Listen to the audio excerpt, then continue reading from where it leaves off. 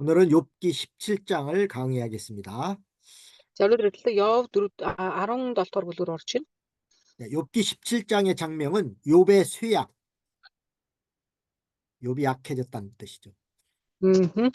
За 17 дугаар бүлгийн одоо үндсэн агуулга болохоор Йовын уналт гэсэн юм хэсэг байгаа. 첫 번째 대지는 욥이 극도로 약해졌고 조롱하는 자들은 떠나지 않음. За эхнийх нь нэгдүгээр сэдэв болохоор Йов үхэх одоо Йов амиа алдах хэмжээний доройтсон боловч түүнийг хатгсан хүмүүс орхисонгүй гэж. 1절로 3절입니다. За тэр 1-ээс 3 дугаар эшлэл байгаа. 그 다음에 두 번째는 믿음 지키는 자를 해하는 자는 눈이 어두워짐. 믿음 지키는 자를 믿음 지키는 자를 해하는 자는 눈이 어두워짐. 네네네. 아하. За хоёр дахь сэдэв болохоор итгэлээ сахигчийг итгэлээ сахигчийг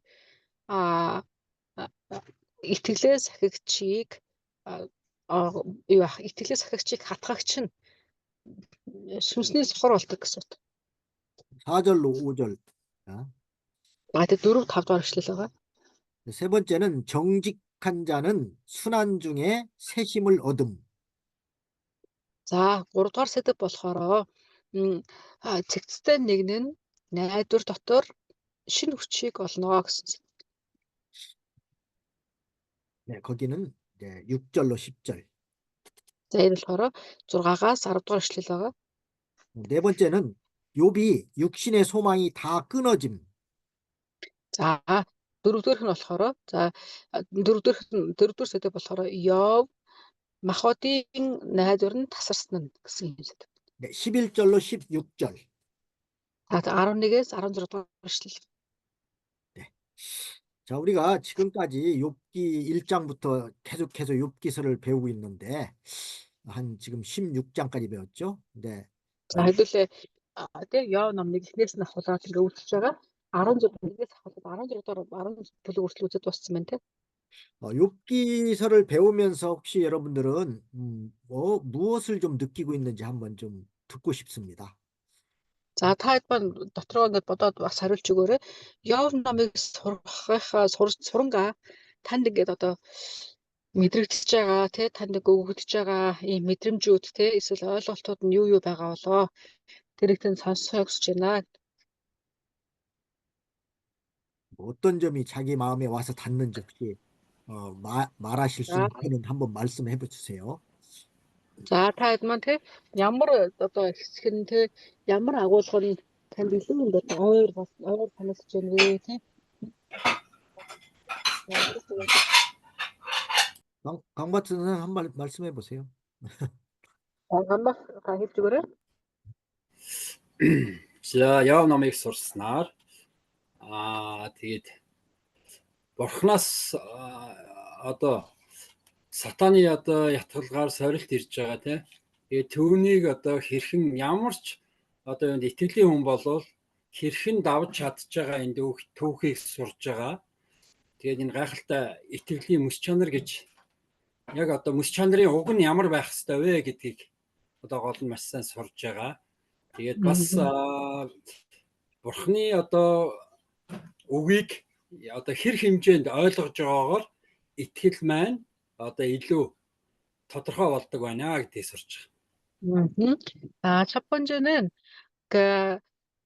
사탄이 하나님께서로부터 허락을 받아가지고 욥을 이렇게 헤아리고 욥한테 시험을 보고 주고 있는데, 근데 여기에다가 보면은 그 이렇게 무슨 시험이 오든 이 믿음의 기초라는 것이 얼마나 중요한지에 대해서 배우고 있고요.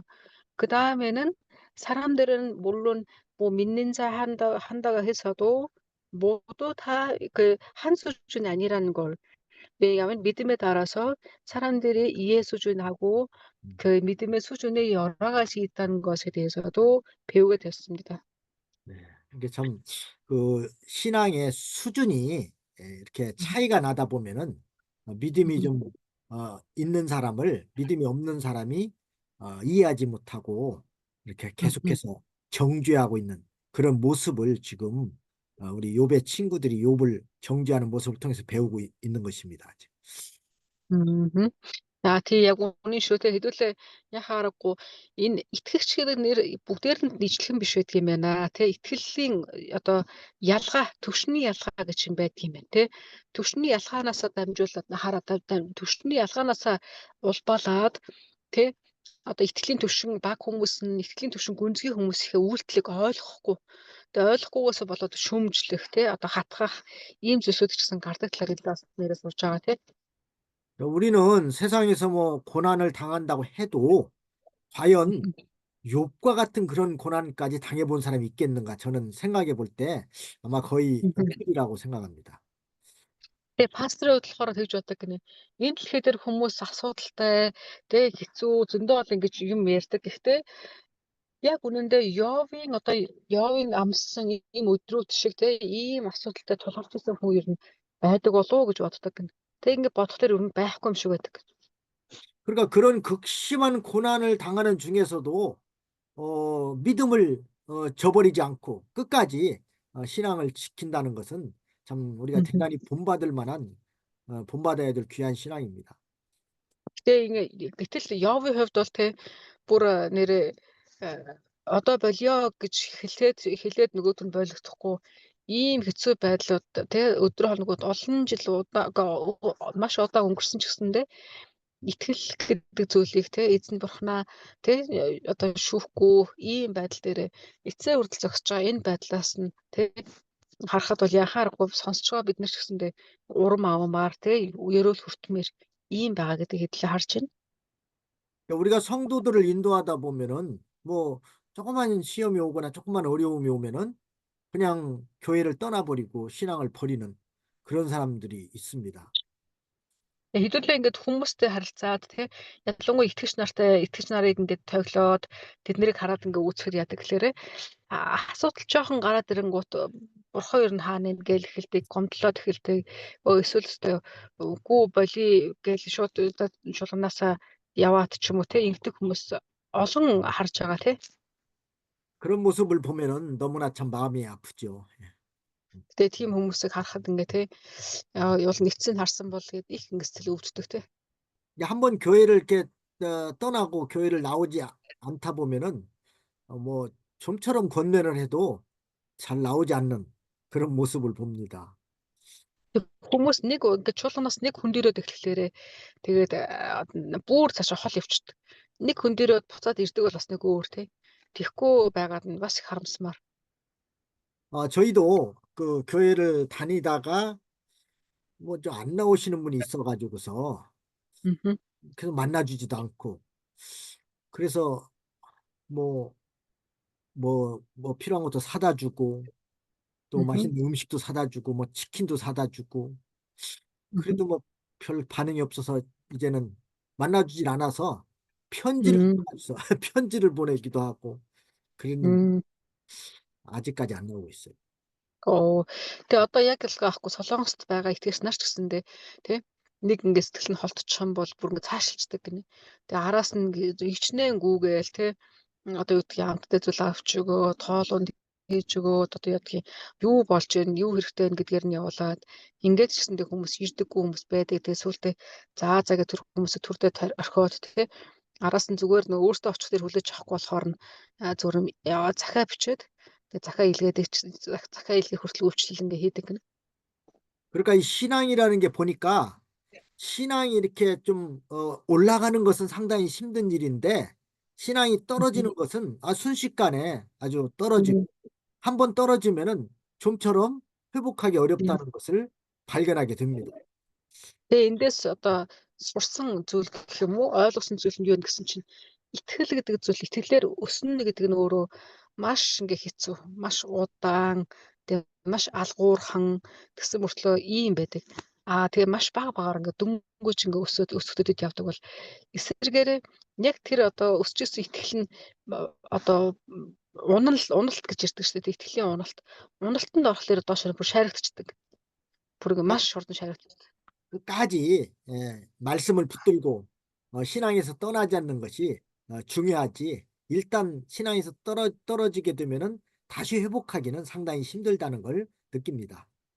Тэг ингээ эцсээ хүртлээ те итгэл гэдэг зүйлээсээ зуураад те итгэлээс ингээ итгэл дээр бат зогсно гэдэг нэг чухал байгаа. Тэг харин ингээ харах юм бол нэг унчих юм бол нэг уналтанд орчих юм бол тэг чин дахиад бүр тэр доод цэгээс эхлэх нь маш хүмүүс зүрхнөд амаргүй байдаг гэж. 근데 교인들을 보면은 어떤 분들은 정말 아주 믿음이 좋아서 웬만한 시험이 와도 잘 이기고 끝까지 이렇게 교회를 떠나지 않고 신앙생활 잘 하는 분도 있는데 어떤 사람은 처음부터 너무 믿음이 없어서 교회도 잘 빠지고 잘 안 나오는 그런 사람도 있습니다. Тэг одоо ч гэсэн чуулган дээр харах юм бол тийм хүмүүсэдэг те ирж чоод яваад тэг нэг үтгэд алга болчихсон нэг үтгэд хүрээд ирдэг юм хүмүүсс байдаг. Тэг яг ингээ итгэлийг нь харахаар итгэл нь ингээд байгаа ч юм шиг байхгүй ч юм шиг те. Гэтэл эсэргээрээ те итгэл дээр итгэмжтэй те эцс хүртлээ ингээд дуулууртай байдаг хүмүүс ч гэсэн бас байгаа. 자, 오늘 여기 본문 1절로 3절에는 그 욥이 극도로 약해졌고 조롱하는 자들은 떠나지 않음에 대해서 1절로 2절 말씀을 한번 보겠습니다. За нэг одоо 2 дугаар ишлэгийг хамтдаа үзье. Эхний сэдв. 네, 나의 기운이 쇠하였으며 나의 날이 다하였고 무덤이 나를 위하여 예비되었구나. 나를 조롱하는 자들이 오히려 나와 함께 있으므로 내 눈이 그들의 격동함을 항상 보는구나. За нэг 2 дугаар ишлэлээр сүнс минь бачимдаж өдрүүд минь гүйцэж булшил надад хэдийнэ бэлтгэгдэжээ. Эргэн тойронд минь тойрон тохуурхал нүд минь тэдний дайсагнал дээр л бэлчнэ гэсэн. 욥이 오랫동안 그 심한 고난으로 인해서 이제 기운이 다 약해졌고 이제는 살 소망이 다 끊어지고 무덤이 가까운 줄 알았다는 것입니다. Явгийн хувьд болохоор тий одоо тэр бодиог ингээ өвдөж байгаа, тарчирч байгаа энэ тарчлан удаан үргэлжилсэн учраас яаж сүүлдээ одоо ингээ амьд байна, бүх юм сайхан болно. Тэгээ амьдрын гэсэн юм найдварууд нь бүр таслагдсан. Тэгээд тэр хүнд юу болохоор одоо надад өхөл үлдээчтэй гэдэг ингээ зөвхөрсөн байдалтай байна.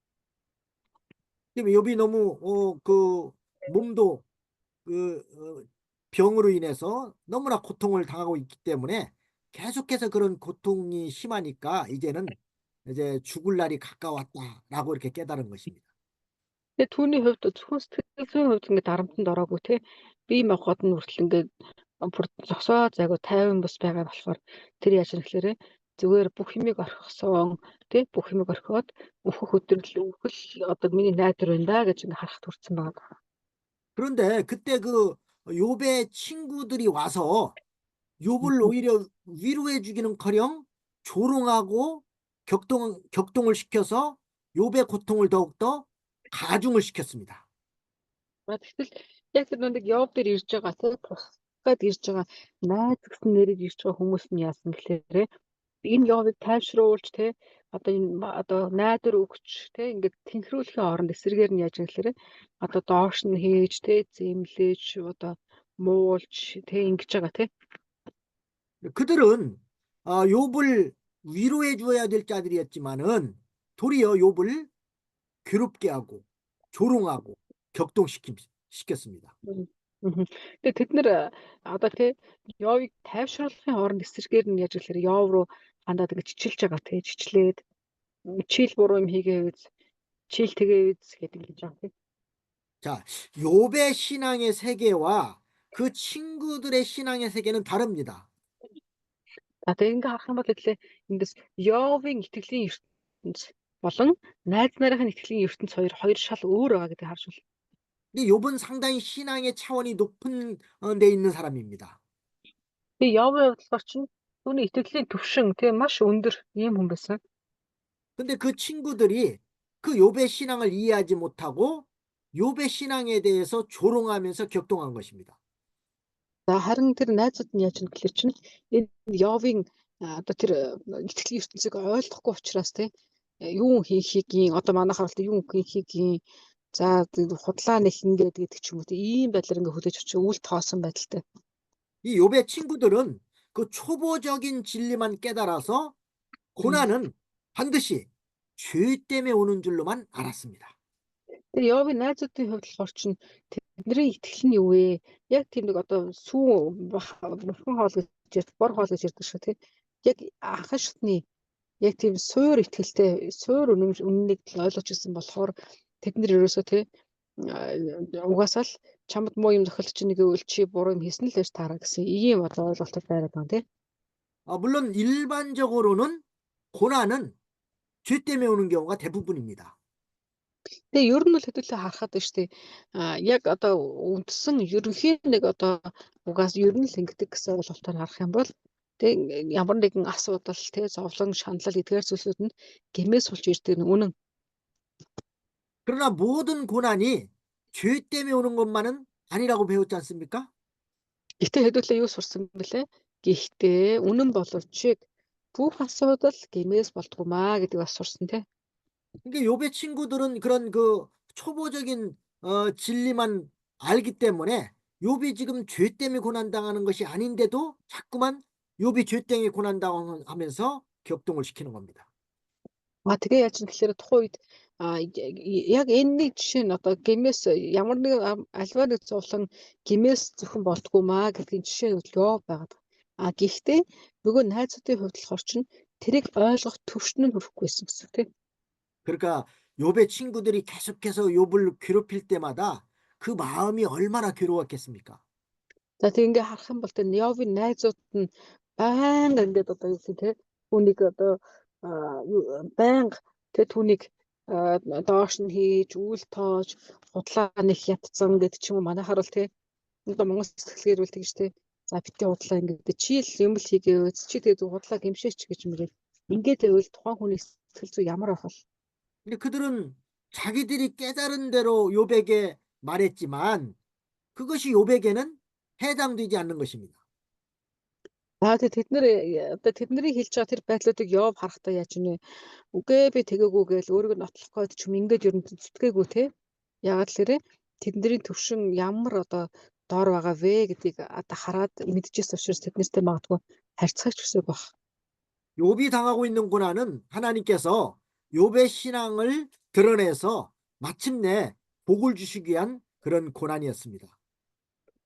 Тэгээд энэ дээр харах юм бол те харин Йовын одоо эзэлж байгаа энэ асуудал эзэлж байгаа зовлон ямар өссөн бэлээ гэдэл харах юм бол тэр ирээдүйд түүнд илүү одоо сайн те илүү тэгээ уудам өргөн тийм зүйлсүүд бэлтгэгдсэн байсан. Харин тэрээр энэний төлөө буюу одоо сорилтонд орж исэн баг те тэмцвүүгүй гэсэн сорилтонд орж исэн. 근데 욥은 믿음 있는 사람이기 때문에 그런 극심한 고난을 받으면서도 결코 하나님을 원망하지 않고 끝까지 믿음을 잘 지켰습니다. Тэгээд Йов ч гэсэн өөрөөгөө болсон тэрийг мэдээгүй. Гэхдээ тэрээр яасан гэхээр эцсийн хүртэл хичнээн одоо түүний сорж байгаа сорилт зовлонгууд нь хүнд байсан гэсэндээ Йов эцсийн хүртэл тий итгэмжтэй байж ингэж одоо төгсгөлийг үзэж чадсан баг. 그렇게 고난 중에도 믿음을 지키려고 힘을 쓰고 있는데 친구들은 와서 계속해서 욥이 죄 때문에 고난당하고 있다고 비난을 하고 있는 것입니다. Тэгээ тэрээр Йовын одоо эдэлж байгаа тэр сорилт те амсж байгаа тэр өвдөлт те одоо тэр нөгөө мэдэрж байгаа тэр тайван бус байдлууд нь ерөөсөж чамдагдахааргүй те маш хүнд баг. Тэгээ тэрэн дээр нэмээд нөгөө нөхдүүд нь ирчингуудаа дахиад те чи тэг инг гэдэг нэг худлаа цэцэрэхэд байгаа байдал нь илүү бас хэцүү байдлыг үүсэж ирсэн баг те. 네, 3절 말씀 봅니다. 정컨대 보증물을 주시고 친히 나의 보주가 되옵소서. 주 외에 나로 더불어 손을 칠 자가 누구리까? За одоо өөрийнхөө өмнө миний төлөө барьцааг тавиач. Миний батлан даагч болох хэн байна вэ гэж. 욥은 그런 가운데서도 낙심하지 않고 하나님께 간구하기를 보증물, 담보물이라고 하거든요. 주시고 그 보주가 되어달라고 기도했습니다. Энэ дээр болохоор батлан даагч гэж ярьж байна тийм. Тэгээ Йовын хувьд болохоор түүний хувьд махуудын найдвар байхгүй болцсон байсан ч гэсэндээ тэрээр эзнээс зуралтаа тэгээ кичээнгүлэн залбирлаж орхиогүйсэн гэж. Энэ дээр бидний барьцаа гэсэндээ батлан даагч болно гэдэг нь эзэн рүү хандаж хэлж байгаас намайг батлан дааж өгөөч гэж хэлж байгаа гэж байна. 근데 욥이 자기가 무죄함을 증명할 수 있는 그 증거물을 달라는 것입니다. Өөрөөр хэлбэл бас юу гэсэн гэхээр бас одоо барьцааг тавиач гэдэг нь болохоор би ямар нэгэн гин буруу гүйлтэйгүү гэдгийг та ингэ мэднэ. Тэ энийг та гаргаж ирээч гэсэн утга. 이게 하나님께서 친히 욥의 보증인이 되어서 자기의 무죄함을 증거해 주시고 자기가 하나님의 언약에 참여해 달라는 것입니다. За тэг яав юу гэсэн гэхээр тэрээр одоо яг бодтоор те би буруугүй гэдгийг та нотолж те миний та батлан дагч болж өгөөч гэж эднэр залбирсан гэсэн юм. Бурхан шүү дээ. 그러니까 욥이 죄가 없다는 것을 하나님이 좀 보증해 달라는 그런 뜻을 말한 거예요. Тэр шууд утгаараа те эзэн би гимгүү гэдгийг та мэднэ штэ. Та надад баталж өгөөч гэсэн утга. 또 거기 보면 하반절에 보면 주 외에 나로 더불어 손을 칠 자가 누구리까 이런 말을 했습니다. 3절 말씀 맞나요, 목사님? 3절 하반절쯤 보면 주 외에 나로 더불어 손을 칠 자가 누구리까 그랬죠. За тэгээ тэн дээр харах юм бол яс гэхээр та миний батлан дагч байж бас миний төлөө барьцаагч тавиач гэж барьцаа тавиарай гэж хэлсэн.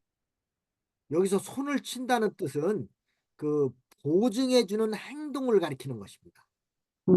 Энэ дээр хэлж барьцаа гэдэг нь болохоор батлан дагчийг би батлан дааж байна гэдгийг үйлдэлээр та харуулж өгөөч гэсэн утга. 그러니까 욥이 죄가 없다는 것을 보증해 줄 자가 하나님 외에는 아무도 없다는 뜻입니다. За өөрөөр хэлэх юм бол Йовыг одоо буруугүй гэдгийг те баталж өгөх нэгэн нь Бурханаас өөр хинч байхгүй гэж хэлсэнтэй адилхан.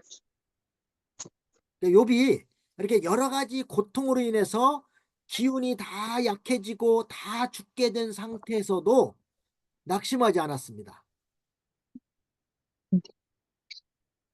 Йов болохоор махатын хүн хайгнасаа найдвар тасарсан байсан те. Гэтэ тэр найдвар тасарсан байсан боловч сэтгэл одоо сүнснийхээ хувьд болохоор тэрээр бүр ингээд тэр найдвараа бүр алдаагүй готраагүйсэн. 이렇게 하나님만 의지하고 하나님 외에는 자기를 알아줄 자가 없고 하나님만이 자기를 도와줄 분으로 알았습니다.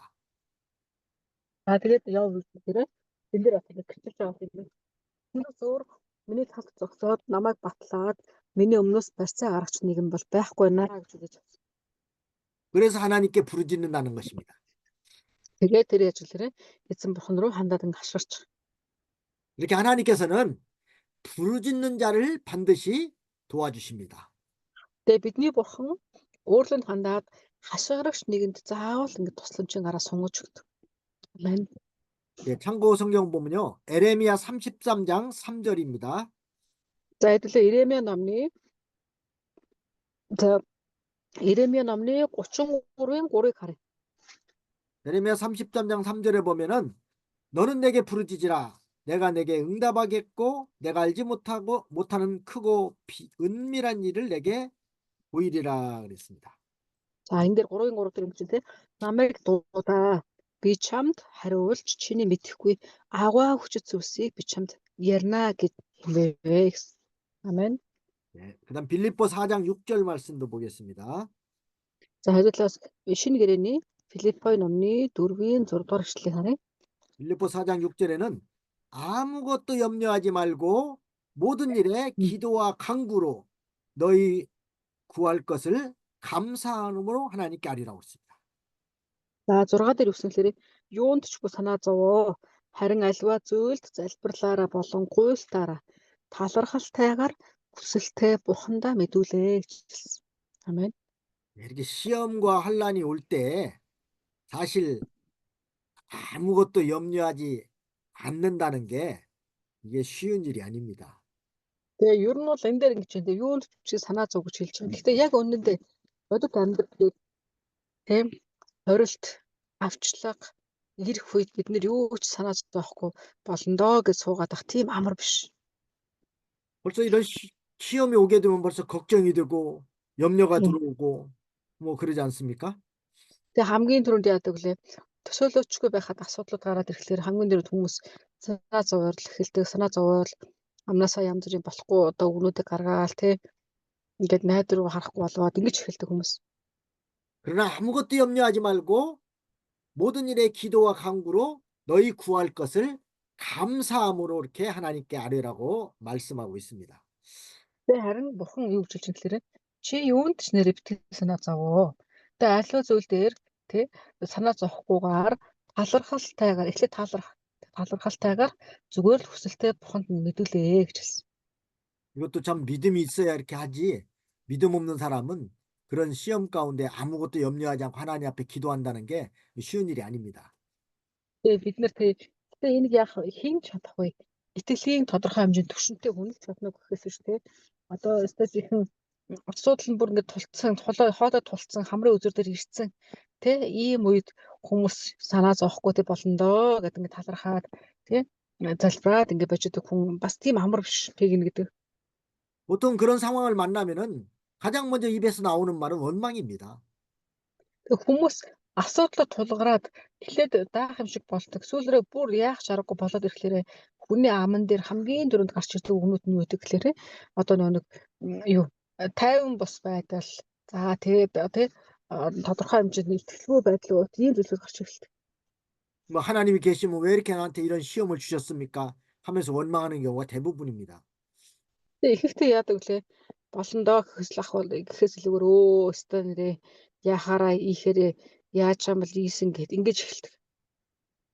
그런데 우리가 성경을 이제 배웠으니까 하나님께서는 모든 것을 나에게 은혜로 주셨다라고 믿어야 됩니다. Гэхдээ бид нэр одоо Библийг уншиж байна. Эзэн бурхан биднэрт хайртай учраас цаг үргэлж Библиудаас сонсгож байна. Тэ? Гэхдээ энэ дунд бид нэр яах ёстой вэ?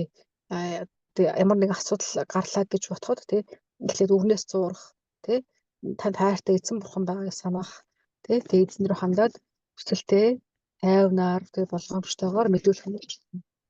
그리고 하나님은 우리 성도에게 가장 좋은 것으로만 주신다고 믿어야 됩니다. Тэгээ бас бид нар юунд итгэх ёстой гэхээр бурхан өөрийнхөө хүнд хамгийн сайныг нөгөөд итгэх хэрэгтэй. Амен. 그러면은 감사를 할 수 있습니다. Тэр ингээ өөр ирэхгүй тайвширна, талархал гарч ирнэ, тэ? Найдвар төрнө. 우리는 어떤 때 그래요. 우리의 삶 속에서 매일같이 사는 삶 속에서 얼마나 하나님 앞에 감사를 하면서 살고 있는가 한번 생각해 보세요. Хэдүүлээ бас ингээ бодож үзье бүгдээрээ. Та өдрийн 24 цагийнхаа хэр хугацаанд нь эзэн бурхан руугаа хэрхэн талархаж байна вэ гэж бодож үзээрэй. 근데 지도자인 우리가 감사하지 못하고 성도들에게 감사하세요. 이렇게 말한다는 것이 참 부끄러운 일입니다. Бид нар яг үнэндээ нөгөө нэг айцсан дээр юм энэ дээр гарахлаар гой ярьчаад бодит амьдрал дээр бид нар өөртөө зөв нөгөө нэг тэ талархахгүй өөрийнхөө аашлаад үйлдэл ингээ яваад явжгаад дахиад энэ дээр гарахтаа итгэгч нартаа талархаарай гэж ингээ хэлэх юм бол энэ үнэхээр хоёр нүртэй ичгүүртэй зүйл болно. 사람이 환경이 더 좋아지고 또 부유해지고 또 풍성해지면은 더 감사할 것 같은데 오히려 더 그렇지 못한 경우가 많습니다. Тэг хүмүүс бас ингээ хуурамчдаг өөрөө ч мэдэхгүй. Тэгээ би хизээч итгэхгүй гэж ярьдаг хэрнээ яг ингээд амьдрал бүхэн тэгшрээд тий юмнууд орж ирээд тий жоохон чадавчаад ингээд ирэхлээр амаараа талархъя гэж олж тэр дунд нэг чин сэтгэл гэдэг зүйл нь алдагдаж эхэлдэг. 이 풍성해졌는데도 왜 감사를 더 못할까요? Тэгээ хүмүүс ингээд яг ингээд дүүрэн болоод ирэхлээр өөр ирэхгүй талархал гэдэг зүйл мартаад эхэлдэг. Яагаад гэдэг бол 그건 말이에요. 속에 욕심이 있기 때문에 그렇습니다. тэг хүн олох тусмаа талархалт нь багасаад ирдэг шалтгаан нь юу гэхээр олох тусмаа улам их олъё гэсэн юм хүсэл дүүрээд ирэхлээр дүүрчдэг учраас тэг шунлын сэтгэл улам дүүрээд ирэхлээр 예전에 비해서 오히려 더 잘 살고 더 풍족해졌고 더 편리해졌는데도 불구하고 감사를 하지 못하는 것은 자꾸만 그보다 더 좋은 것을 원하기 때문입니다. тэг урд нь одоо ингээд бодох юм бол хэдэн жилийн өмнөхөөс ахуулаад өнөөдрийн байгаа байдал нь илүү дээр байгааг бид нэр хаяа бодохдоо мэддэг. Тэр үед талархдаг. Тэгсэн хэрнээ тэр талархал маань их биш тэгээ улам дагсаад байдаг. Дагсаад энэ ч болохгүй тэр ч болохгүй тэгээ ингээд амнаас нь гарч үг болгоно цөрөцөд эхлэх нь шалтгаан нь юу гэдэг гэхээр хүн илүү ихийг хүсэх тусам тэр бүх зүйл нь юу ч биш санагдаж. 우리 한국도 아주 가난하고 못 살던 아주 그런 나라였습니다. Тэгээ Солонгосын хувьд хэдлээ бодож үзэх юм бол Солонгос маш ингээ ядуу. Үнэхээр ингээд нэг болох зүйл болохгүй байхгүй. Тийм улс байсан. 그런 나라였는데 지금은 상당히 잘 살게 됐고 부유해졌습니다. Тэгээ тэд нэр бүр яадаг гэхээр хүүхдүүд нь баян дэд цусууд эргэж ихдэг учраас жоохон идэх юм өчөд хүүхдүүдэд хөлийн дээш нүргөөд нөгөө соогаад өчтөг гэсэн гэж байхгүй. Гол нь удаан шингэх гээд. Тэр гэтэл ийм байсан улс маань яасан бэ? Маш тийм баян хангалуун ийм улс болсон байна. 그런데도 백성들은 만족을 느끼지 못하고 자살하는 사람들이 많습니다. Тэгээ харамсалтай нь ингэх тусам хүмүүс яж болохоор амнаас нь маш ингээд хэцүү гэдэг үгнээс зөндөө үргэлж гардаг болсон. Дээр нэмээд яаж нэхлээрээ ингээ амиа хорлдог хүмүүсийн тоо бүр ихсээд байгаа гэж. 우리 믿는 자들은 아무것도 없을지라도 나는 여호와 하나님만 계시면은 만족합니다. 그런 신앙을 가져야 됩니다. Тэгээ бидний хувьд хэдүүлээ тэ танд өөр зүйл зөвхөн эзэн бурхнаараа ингэ сэтгэл хангадаг тэ бурхан минь байхад болно доо. Тэ эзэн бурхандаа талархъя гэсэн ийм бурхнаараа дүүрдэг юм сэтгэлтэй байгаарай гэж юрөө. 그런데 편리해지니까 자꾸만 더 좋은 걸 원하고 더 편해지기를 원하고 또 다른 사람과 비교하고 잘 사는 사람과 비교하고 그러다 보니까 감사를 못 하는 거예요. Тэгээ хүмүүс яагаад талархал нь багасаад тэг ингээд нөгөө улам нөгөө гомдлон нисэж эхэлдэг гэхээр урд нь одоо жишээлбэл банзан дээр унтдаг байсан. За тэгсэн чинь банз нь зүгээр бүрштэй оруулсан чинь бүрштэй оруулсан чинь одоо ийм юм хэрэгтэй болчихсон. Дээр нь одоо ийм юм тавих хэрэгтэй болчихсон гэдэг нэмэгцээр байх тусмаа яадаг гэхээр тэрч байхгүй, энэч байхгүй гэдэг ингээд бодоод эхлэхээр талархал гэдэг зүйл ингээд тэр байхгүй гэсэн бодлууд гомдлолууд нь талархлыг ингээд доош нь дарж идэг. Болж идэг. 제가 한 50년 전만 해도 우리나라에 제가 살던 데는 전기도 안 들어왔었습니다. Тэгээ одоо жишээлбэл яг харах юм бол одооноос ингээд 50 жилийн өмнө тий паста гэсэн тэр үед нь одоо залуу хүмүүс байсан гэсэн үг шүү дээ тий. Тэр үед эдний улсад тог гэдэг зүйл байхгүйсэн гэж. 뭐 전화도 없었습니다. Тэгээ утас мутас бол бодохын чирэггүй бүр байхгүй. 그런데 지금은 어떻습니까? Одоо харин яаж болов? 지금은 얼마나 편리해졌습니까?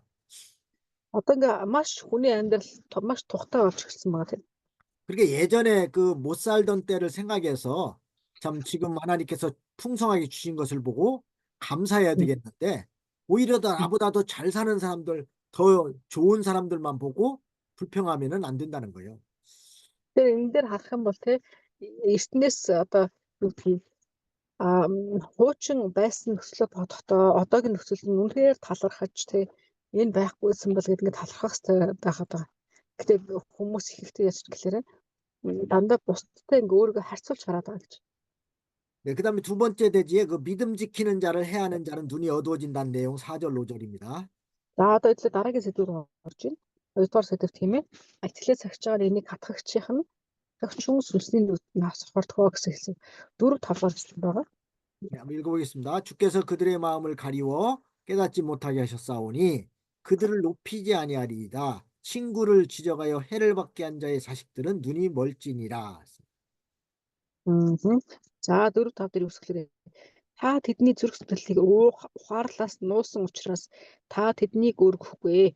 Олсны төлөө нөхрийнхөө эсрэг мэдүүлэг өгөгчийн үр хөвгтүүдийн нүд сулдах болно гэсэн.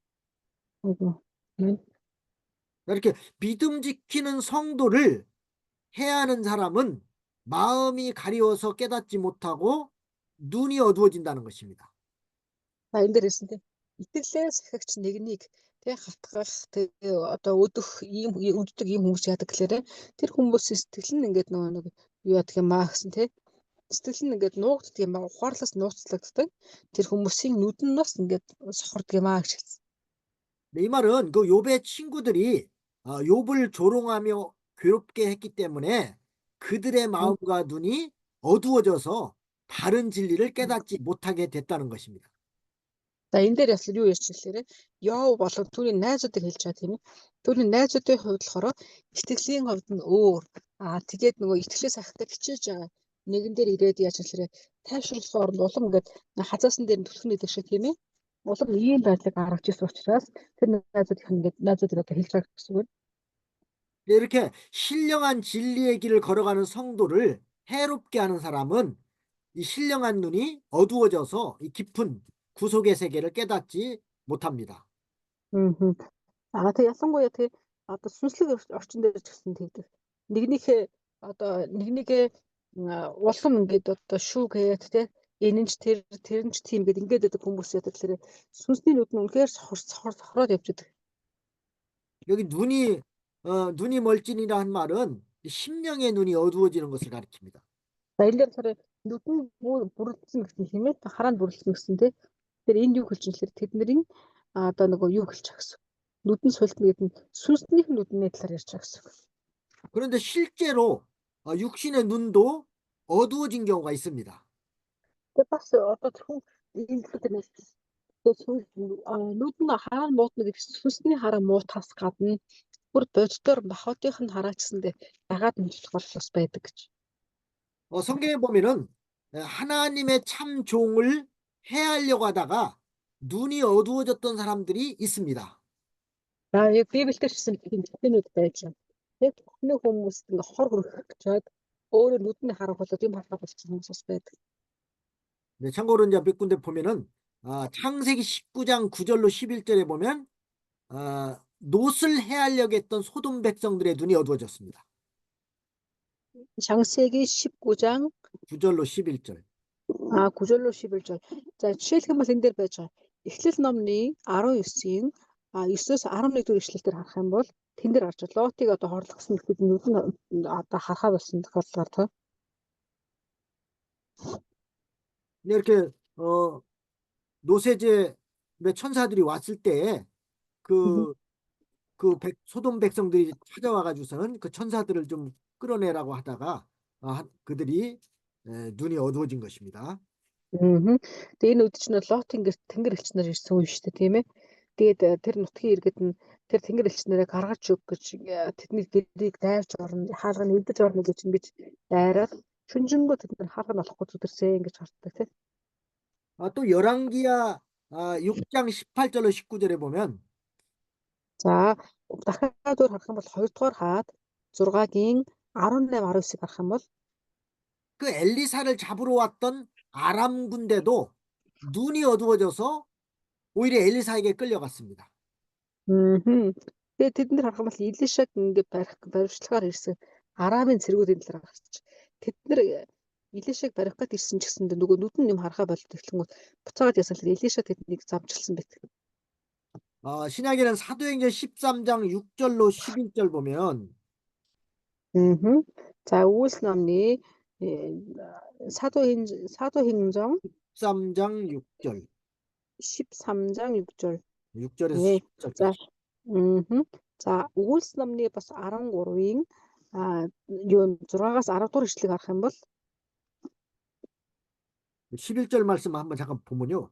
보라 이제 주의 손이 내 위에 있으니 내가 소경이 되어 얼마 동안 해를 보지 못하리라니 즉시 안개와 어두움이 그를 덮어 인도할 사람을 두루 구하는지라 그랬습니다. За ялангуяа Үйлс номны 13, 11 дэх ишлэгийг хэлж уншия. Энд дээр ингэж байна. Үйлсэл хүн яг одоо эзний мутар чам дээр байна. Чи сохорч хэсэг хугацаанд нар үсэхгүй гэвэ. Тэр дараа харанхуй униар түүнийг бүчин авахд тэр хөтлөх хүн хайн тэмтчвэ гэсэн.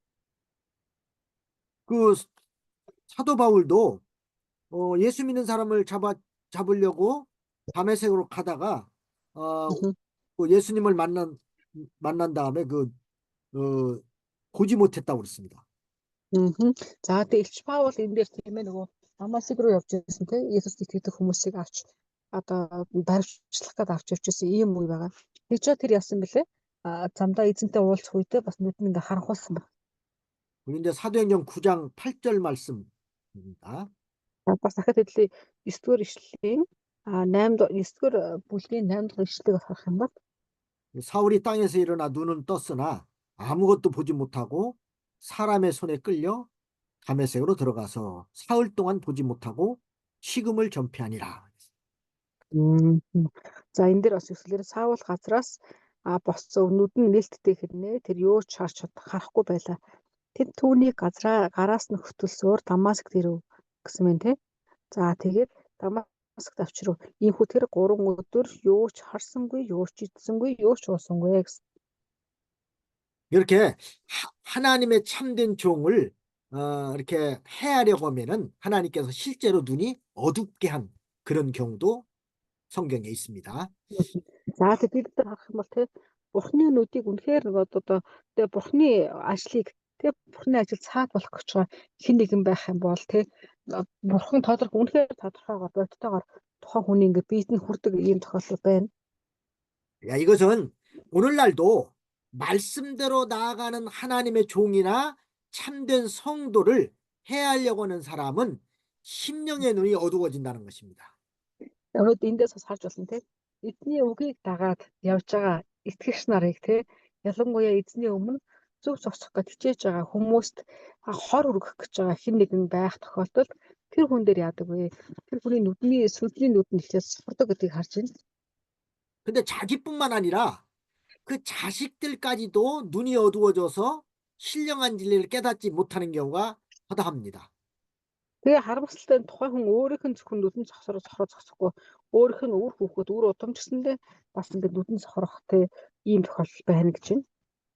부모가 하나님의 종을 비방하거나 그 해하려고 하면은 그 모습을 자녀들이 봤을 때에 자녀들이 과연 그 하나님의 종을 존경하겠습니까? За одоо жишээлх юм бол яагаад гэхээр эцэг их маш чухал шүү дээ тийм ээ. Тэгээ эцэг эхчүүд нь өөрсдөө эзний хүмүүсийг дор дүртэй, эзний хүмүүсийг шүүмжилдэг тий. Одоо эзнээс эмээхгүй хүндлэхгүй байвал хүүхдүүд юу сурах бол тэднээс 그 모습을 자녀들이 보고 자녀들도 하나님의 종을 이렇게 무시하는 것입니다. яг тэр хүмүүсийн хүүхдүүд нь яадаг гэхээр яг тэр ээж аавынхаа хандлагыг хараад сурдаг. Буюу ээж аав нь эзэн бурхныг үл тоож, үл хүндлэл дотор ингэж амьдрах юм бол хүүхдүүд нь ч гэсэндээ яг тийм хүмүүс болж үздэг. 그 하나님의 종을 조롱하고 멸시하다가 오히려 하나님 앞에 징계를 받아가지고서는 그 아이들이 죽은 사건도 그 열왕기하에 보면 나와 있잖아요. 열왕기하에 있다. Тэгээд нэгдүгээр хоёрдугаар хаад номон дээр ч гэсэндээ юу байна гэхээр эзний хүмүүсийг үл тоож агаад тий эзэн рүү хандсан сэтгэлээ дуулуургүй байснасаа болоод боддоор бүр үр хүүхдүүд нь эзнээс шийтгэл аваад тий амиа алдчих юм тохиолдлууд ч гэсэн байгаа. 참고로 열왕기하 2장 19절에서 25절까지입니다. За тэгэхээр нэгдүгээр хоёрдугаар хаад 2-ын 19-өөс 19절에서 25절 말씀 맞나요, 목사님? 네, 맞아요. 19에서 25 말에 거기 보면은 이제 그 엘리사가 이 여리고로 지나갈 때에 거기서 아이들이 나와가지고 엘리사를 조롱하는 모습이 나오잖아요. За энэ дээр харах юм бол Илиша те 베델. Илиша явж явах үед нь тэр хотын те эргээд ялангуяа хүүхдүүд нь гарч ирсэн. 엘리사가 베델로 올라갈 때 그 베델에서 아이들이 나와서 엘리사를 대머리에 올라가라면서 조롱합니다. Тэ юу гэсэн бэлээ? Гэтэл рүү түүнийг явж байхад нь тэ хүүхдүүд ингэ шоолсон тэ халдсан толгойтой өгсөд байгаарэ гэдэг ингэ шоолсон. 그러니까 엘리사가 저주하니까 수풀에서 암콤 둘이 나와서 아이들 중에 42명을 찢었다고 기록돼 있습니다. За тэгээд эргэж хараад яасан чинь яасан бэ? Хин юу лээ? Илиша эргэж хараад тэднийг хараасан гэж тэ тэгсэн чинь модон дотроос бүр хоёр эвш могой буюу хоёр эвш модон дотроос гарч ирсэн гэж тэ хоёр эвшүүд нь могой юм биш тэ. Окей. 목사님 그거 뭐예요? 무슨 동물이라고 방금? 뭐라고요? 네? ам Им бавга. аа ийм баага гэсэн тий. Хоёр ийм эвшүүдний хоёр ийм баагаа гарч ирээд тэр бүр 42 хүүхдийг тасдаж алсан байт юм шүү дээ тий. 그러니까 아마도 뭐 성경에 자세히 기록되어 있진 않지만은 그 베델 음. 사람들도 하나님의 종을 무시하고 멸시하니까 그 아이들이 그런 모습을 보고 엘리사를 조롱한 것 같아요. За тэгээ энэ дээр харах юм бол бас цаашаа дараагийн агуулгад нь харахаар яг Библиэлд тодорхой тэмдэглэдэг үчсэндээ битэлийн хүмүүс одоо юу гэх те Элишаг харахтаа бас үл хөндлөсөн талаар үл хөндлөсөн юм шиг ийм одоо агуулгууд бас гарч байгаа. 그러니까 아이들은 어른들이 하는 모습을 보고 배우는 겁니다. Ингээ хүүхдүүд яадаг вэ? Том хүмүүсийн одоо том хүмүүсээс хараад суралцдаг. 근데 어른들이 하나님의 종을 존경하면은 그런 모습을 보고 아이들도 하나님의 종을 존경하지만 부모들이 하나님의 종을 무시하게 되면은 아이들도 그런 모습을 보고 무시하는 겁니다. Тэр настай хүмүүс нь буюу том хүмүүс нь эзний хүмүүсийг хүндлээд те эзний хүмүүстэй зөв зөвхөн харьцаад ингэх юм бол хүүхдүүд ч гэсэндээ ингэх ёстой юм байна гэж суралцсан. Эсвэргээрээ том хүмүүс нь те эзний хүнийг хүндлэх нь бүхэл ийм тийм гэж яриад те хойно урдуур нь яриад одоо тэгэл үл хөндлөг гаргаад ингэх юм бол яах вэ? Хүүхдүүд ч гэсэндээ яг тийм одоо байдлыг суралцсан. 그렇게 되면은 하나님의 징계가 내려온다는 거예요. 심판이.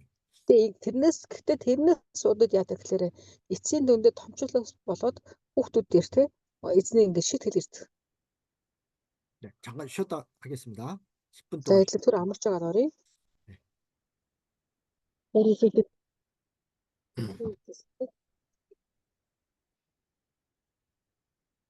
네, 아까 4절 5절의 그 말씀을 통해서 하나님의 참종을 해하려고 하다가 이렇게 눈이 어두워진 사람들도 있다고 이렇게 말씀을 전했습니다.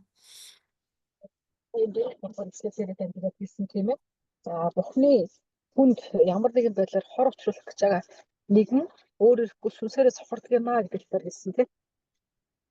또 이렇게 친구를 지적하여 해를 받게 한 자의 자식들은 눈이 멀지니라 이렇게 또 말했습니다. За бас дахиад үгсэн бэ. Найзуудаа бусдыг бусдын байдал хор учруулах нэг нэгжсэндээ бас өөрөө дараад нь бас хор хохирол амсдаг юм аа гэж хэлсэн. 부모가 이렇게 하나님의 참 종을 존경하지 않고 해하면은 자식들도 그 모습을 보고 하나님의 종을 존경하지 않기 때문에 하나님 앞에 이런 심판을 받게 되는 것을 보여주고 있는 것입니다. За бас хэлгээ сайн хэлсэн тийм ээ. Эцэг их хүмүүсийн тэгээ хүүхдүүдтэй үзүүлж байгаа үсэр дуураалаас шалтгаалаад тий хүүхдүүд нь тий эзний өмнө тий тавширдуулах уу эсвэл өрөвдөх үү гэдэг бас шийдэгдэх юм аа гэсэн. 그러나 이 진리대로 나가는 참된 하나님의 종을 순종하고 도와주는 사람은 눈이 밝아지고 또 심령도 밝아집니다. Гэхдээ эсэргээрээ хэдүүлээ харах юм бол тий үнэхээр эзний хүмүүст тусалж тий эзний хүмүүсийг тэнхрүүлж эзний хүмүүсийг дэмждэг хүмүүс яадаг вэ? Эсэргээрээ түүний ингээд тий одоо нөгөө ерөөл ирдэг гэсэн үг нүдэн сайжирч тий эсвэл одоо тий асуудлууд нь шийдэгдэж ингэж өгдөг. 그런 사람은 이제 심령이 점점 밝아지니까 진리를 바로 깨닫게 되는 것입니다. Яг нь сүнсээр гэсэндээ үнэхээр ингээд сэргийг болж эхэлдэг болохоор баг багаар сүнсэн сэргийх тусмаа үннийг ингээд ойлгож эхэлдэг. 그 소리가 좀 자꾸 들렸다 안 들렸다 하는 것 같아요. 그래요? 네. 또 тасалж байна манайхаа. 그러니까 하나님의 참종을 해하려고 하고 손해주는 사람은 그 심령이 어두워지기 때문에 진리를 깨달을 수가 없는 것입니다. Тэгэхээр харин эзний хүмүүст хор учруулж байгаа нэгэн болоод ирэнгүүт өөр ирэхгүй сүнсэн гэсэн ингээ харанхуулаад сүнснүүд нь харанхуулаад ирдэг болохоор үннээс ч гэсэндээ улам ингээ холдоод л байдаг. 하나님의 참종을 잘 섬기고 받던 사람들은 다 하나님 앞에 복을 받은 사실들도 성경에 기록되어 있습니다. Тэгэхээр бид нэр харах харах юм бол те эзний өмнө эзний хүмүүсийг хүндэлдэг ийм хүмүүс яадаг вэ? Эзний өмнө ингээ гарч ирэхүүцээр байдаг. 그 엘리야 선지자를 잘 봉양한 사람이 바로 사르밧 과부였습니다.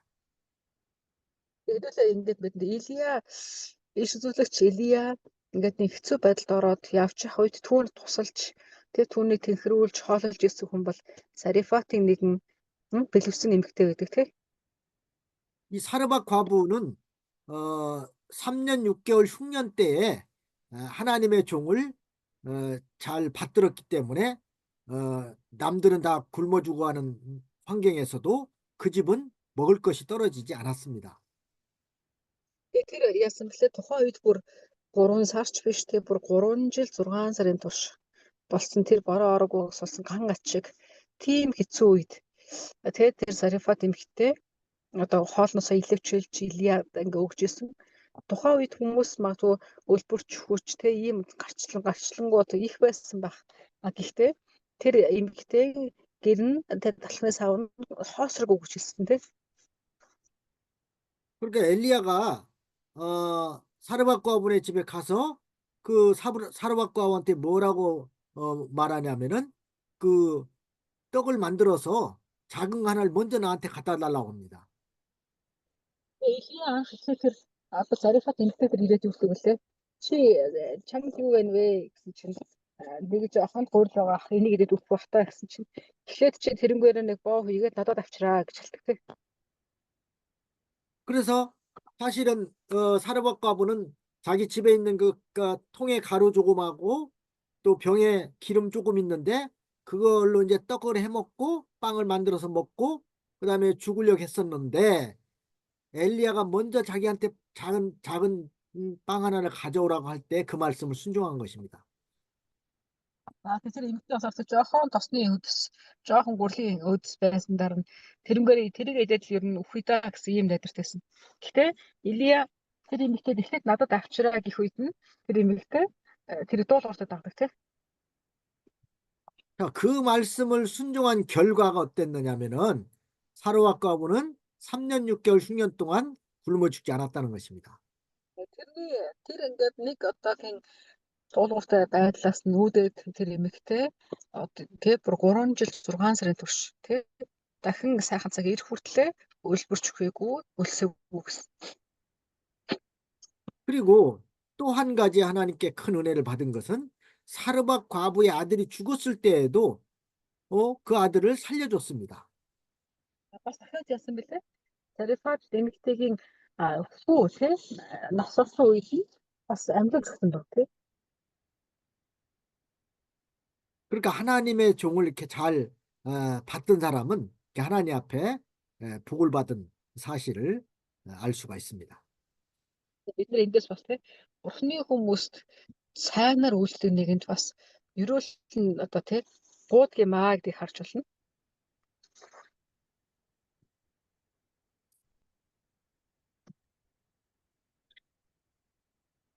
그 내용이 이제 열왕기상 17장에 기록되어 있습니다.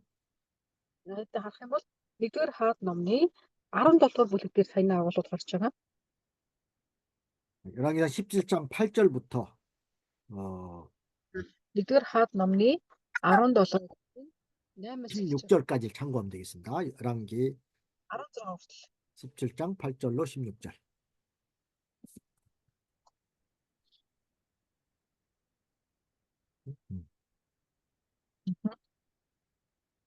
왜 소리가 잘 들렸다 안 들렸다 하죠? 자, 그 다음에 이제 세 번째 대지 정직한 자는 순환 중에 세심을 얻음 6절로 10절까지 보겠습니다. Хэдүүлээ харах юм бол одоо 3-р сэдвээр орчин тийм ээ. За 3-р гарч байгаа болохоор 마이크가 좀 멀어졌나? 왜 소리가 자꾸 끊겼었죠? 자, 6절 말씀 보겠습니다. 6-р эшлэлээр оръё. 하나님이 나로 백성의 이야기거리가 되게 하시니 그들이 내 얼굴에 침을 뱉는구나. За 6 дугаар эшлэлээр үгсэлээ. Гэвч тэр намайг хүмүүсийн ёгт үг болгосон бөгөөд нүүр өдөөд нулимуулагч нь би болвоо. 이렇게 욥이 과거에 건강하고 부유해서 선을 베풀 때는 많은 사람들이 존경을 했습니다. Ёовын хувьд бол те түүнийг одоо баян байх үед нь их мэдлэлтэй те дорны хүмүүсийн хамгийн агуу нэгддэг байх үед нь олон хүн болгон түүнийг хүндэлжсэн баг.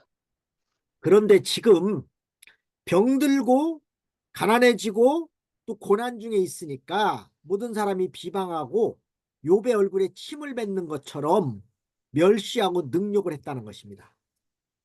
Гэтэ одоо болохоор Ёовын хувьд эдийн засгийн хувьд нь ядуурсан, бие махбод нь сулдсан, өвчнөд баригдсан те ийм байгаа үед нь хүмүүсийн хандлага яаж вэ? Түүнд гаргаж байгаа хандлага нь яг түүний нүүрлөө нулимж байгаа юм шиг ийм мэдрэмж өгч юм гэсэн.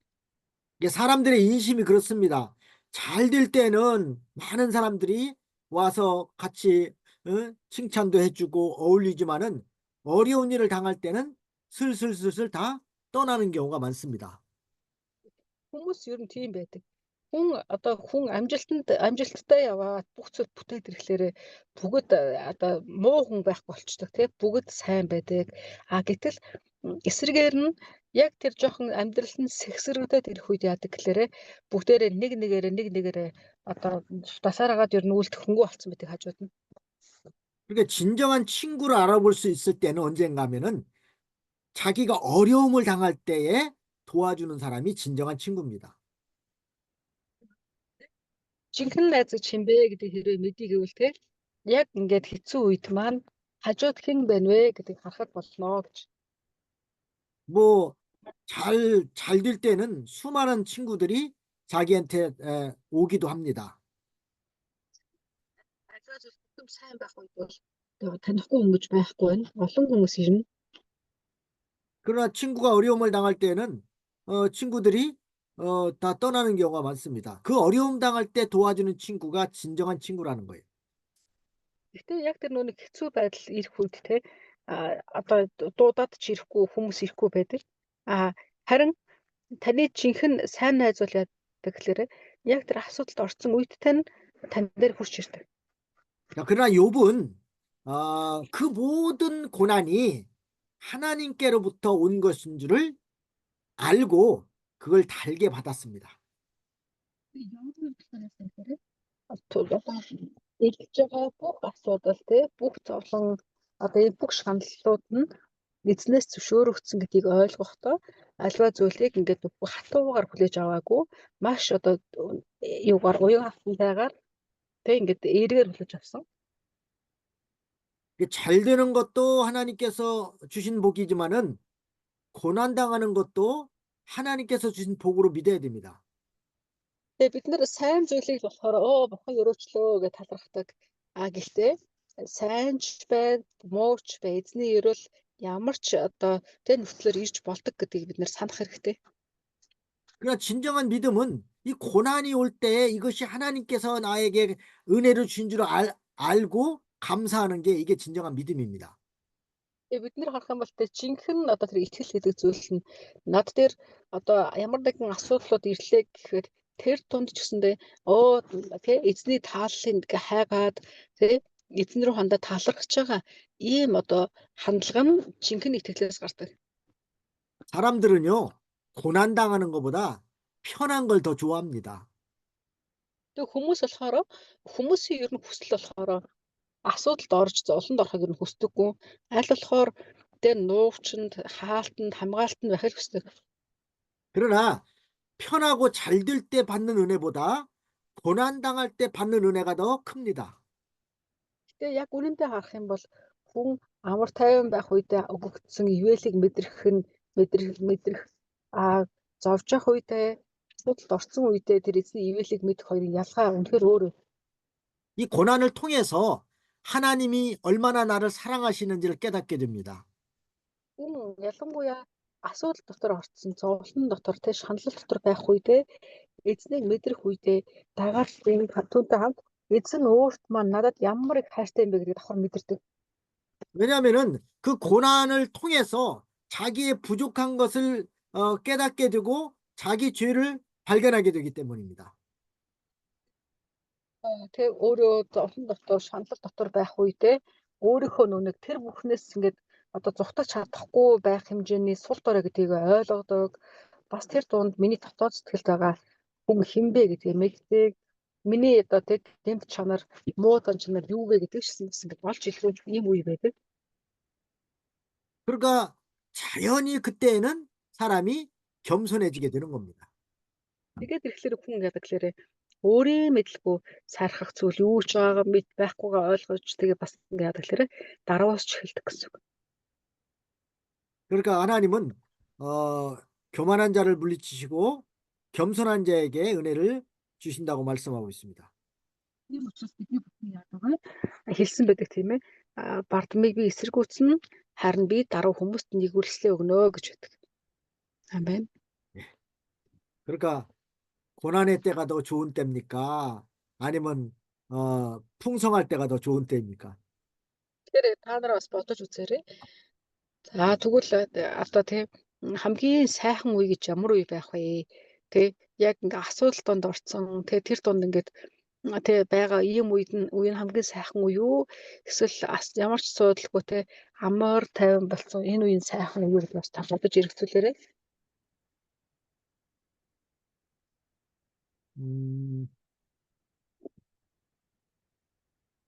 야고보서 4장 잠깐 보겠습니다.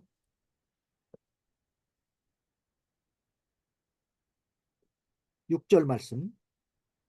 За Яаков номны 4:6 гэдэгтлээ харъя. 야고보서 4장 6절에 보면 그러나 더욱 큰 은혜를 주시나니 그러므로 일렀으되 하나님이 교만한 자를 물리치시고 겸손한 자에게 은혜를 주신다 하였느니라. За энэ дээр юу гэсэн лээ? Гэвч тэр илүү их нэгүүлсэл өгдөгөө. Тиймээс бурхан бардамыг эсэргүүцэж харин даруйд нэгүүлсэл өгдөгөө гэдэг. Амен.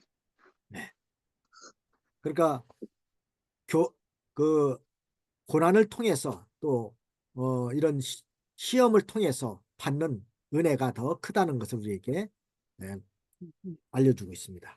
Энэ дээр бас дахиад сануулж байгаа нь болохоор бурхан илүү ингэ сорилт дунд те илүү бурхны нэгүүлсэл надад ойрхон байдаг гэдгийг ингэ ойлгуулж сануулж. 아멘. 그러니까 자기가 멸시를 받아야 되겠기 때문에 하나님께서 자기를 멸시하게 하셨다는 겁니다. Тэгэхээр бурхан яасан блэ? Одоо нэг үл тоомслох гэж үүдэг тийм ээ. Тэр нэг үл тоомслох гэдэг зүйлийг мэдүүлэхийн тулд бас тийм байдлыг оруулдаг гэсэн. 이제 멸시받는 것도 하나님의 뜻이기 때문에 하나님이 자기한테 멸시를 받게 하셨다는 겁니다. Тэгээ яв гэсэн гэхээр одоо би үл тоомсорлол гэдэг зүйлийг мэдэх ёстой байсан учраас л бурхан надад тийм ээ эднэрээр дамжуулаад үл тоомсорлол ямар вэ гэдгийг мэдүүлж байгаа ах та гэж яв хүлээж авсан. 그래서 하나님은 더 좋은 것을 주실 줄 하나님이 더 좋은 걸 주실 줄 믿고 하나님 앞에서 잘 참고 견딘 것입니다. За тэгээ юу гэсэн гэхээр гэхдээ за тэгсэн бах та гэж хүлээж авах та гэлээч гэсэн энд эзний учир байгаа да гэдэг хүлээж авсан болохоор тэр ингээд төвчиж тий яг ингээд зөвөр хүлээж авсан гэсэн. Илүү дараа өгөгдөх зүйл илүү байгаа да гэж бодсон гэж. 그러니까 남들이 나를 무시하고 멸시하고 조롱한다고 그래서 그거를 하나 서운하게 생각할 필요가 없습니다. Тэгэхээр биднес ч гэсэн ялгаа авахгүй ийм байдалтай байх хэрэгтэй. Заримдаа хин нэг нь намайг үл тоох юм уу те надад ингээд нэг эвгүй хандах ч юм уу ийм зүйл гарангуут нь чи юу нь яхаараа гэж биш харин бас ийм мэдрэмж нэрээ байдаг штэ гэдэг бурхан надад мэдүүлэх гэж юм байна да гэж хүлээж авах. 근데 그것도 하나님께서 허락하신 줄 믿고 거기서 잘 참고 낮아지고 겸손하면 되는 겁니다. Тэгээ тэр үедээ яах вэ? Чи одоо хэн болчоод эдэр гэхээс илүүгээр гэхгүй харин яах вэ?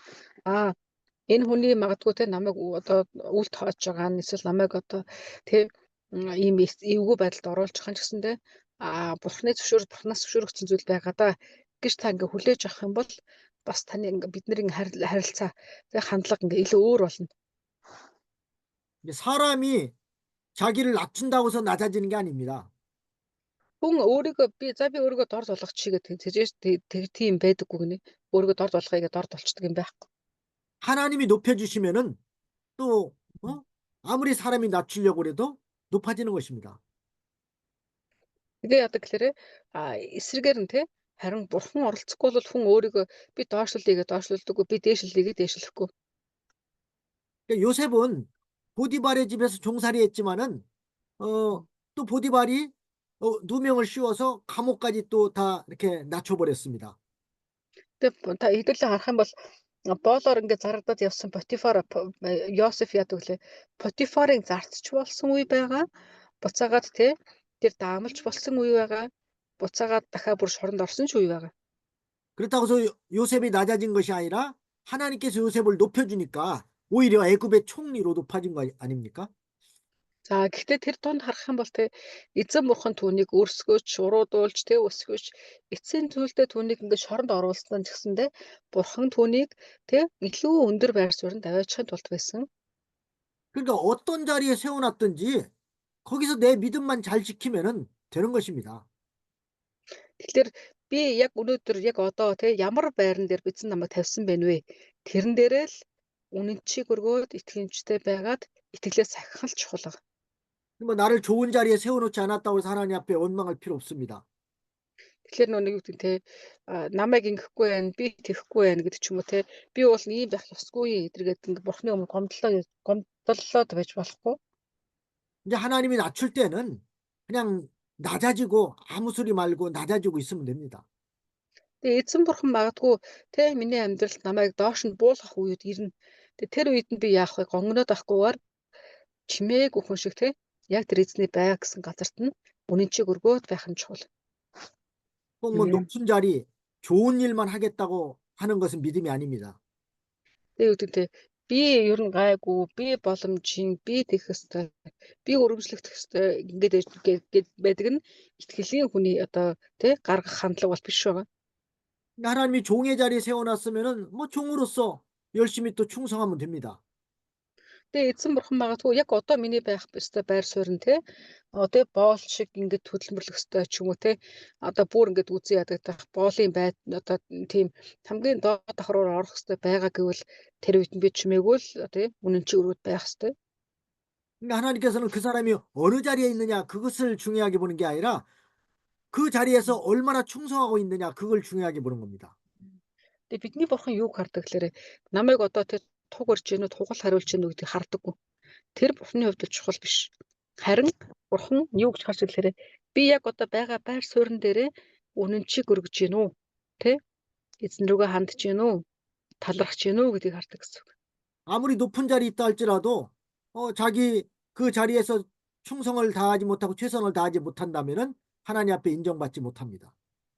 Тэгээ магадгүй хичнээн магадгүй хүмүүсийн харахад сайн байр суурин дээр очсон байж болно. Гэхдээ дотоод хүн маань дотоод сүнс маань ханамжгүй талархалгүй магадгүй эзний өмнө зохистой босох юм бол яах вэ? Энэ утахгүй гэсэн үг. 아무리 비천한 자리에 있다 할지라도 하나님이 그 자리에 세운 줄 알고 거기서 자기 할 일을 묵묵하게 다하면은 하나님은 그 모습을 더 기뻐하시는 겁니다. Тэгээ бас эсэргээрээ хүмүүс харахад за чи ингэ явж явах яах вэ гэдэг ч юм уу За арай өстэй нэрээ нөгөөд чинь бүр самбирцэн ижлэж гисэн ийм байр суурин дээр ч би очихыг үгүйсэхгүй. Гэхдээ тэр болгон дээр тэр байдал дээрээ эзний өмнө за би ийм үед одоо энэ цаг хугацаанд би энд байх хэрэгтэй байлгүй гэд талархаад зөв хандлагатай байх нь эзний өмнө ингээд одоо яах вэ? Шалгуурт нийцдэг. 네, 이 목회자들도 하나님께서 큰 교회 세워놨던 작은 교회 세워놨던 그게 중요한 게 아닙니다. Одоо хончин хүмүүс гэсэн ялгаа авахгүй. Эзэн бурхан надад том чуулган хариуцуулна уу? Дөнгөж шинхэн чуулган хариуцуулна уу? Бүр нэг баг чуулган хариуцуулна уу? Тэр ерөөсөө чухал биш. 뭐 어느 교회에 세워뒀든지 간에 거기서 자기 할 일만 최선을 다해서 하면 되는 것입니다. Таныг одоо ямар ч чуулганд авчихсан бай. Та зүгээр тэнчэнэ. таны хийх зүйл юу вэ? тэрийгэ хийх нь чухал. 뭐 하나님이 큰 교회에서 목회한 사람 목사만 상을 주시고 작은 교회에서 목회한 사람은 상을 안 주시겠습니까? Тэгээ бохон юу гэх юм те. За ихтэй том чулуунуудын хүмүүсийг нэгтэй шагнчи. Тэгээ том чулуун цувал яасан юм чинь тэр хүмүүстэй сайн хандъя. Тэ? Тэгэхээр тэндээ залбирлыг сонсон идэр гэхгүй. 근데 하나님이 어디를 보내든지 가고 또 무엇을 하든지 그대로 충성하면 되는 것입니다. Тэгээ бурхан тэгээ намайг аль замаар яваг гэн тэр замаар нь яваад тий. За тэгээ аль байр суурин дээр очих. Тэр байр суурин дээр нь очиод тэгээ бид нэр тэнцэнэ дугаагаар дарахнаар үйлчлэх хэрэгтэй. Амен. 뭐 제가 경험적으로 보더라도 뭐 큰 교회에서만 목회하는 것만 복이 아닙니다. 작은 교회에서 목회하는 것도 복이에요. Тэгээ харах юм бол тий хом чуулганд байна уу, жижиг чуулганд байна уу, эсвэл тэг хиний хүн байна, тэрний хүн байна. Одоо тэг энэ ерөөсөж чухал биш. Эзэн хаач өссөн ерөөхийг хүсвэл бүгдийг нь ерөнө. 우리 한국은요 지금 농촌이 예전에는 한 40년 전만 해도 굉장히 사람이 많았는데 지금은 농촌에 시골에 노인들만 있지 젊은 사람들 아이들이 하나도 없어요. Одоо хэдүүлээ харах юм бол Солонгост ч гэсэн ийм байдаг гинэ. Одоо ойролцоогоор одооноос 40 жилийн өмнө харах юм бол Солонгосын газар тариалан дээр маш олон хүмүүс ингэ байдаг гэсэн гэж. Одоо харин харахлаарэ ихийнх нь байхгүй, байгаа хүмүүс нь дандаа настай хүмүүс болсон ингэж харагддаг.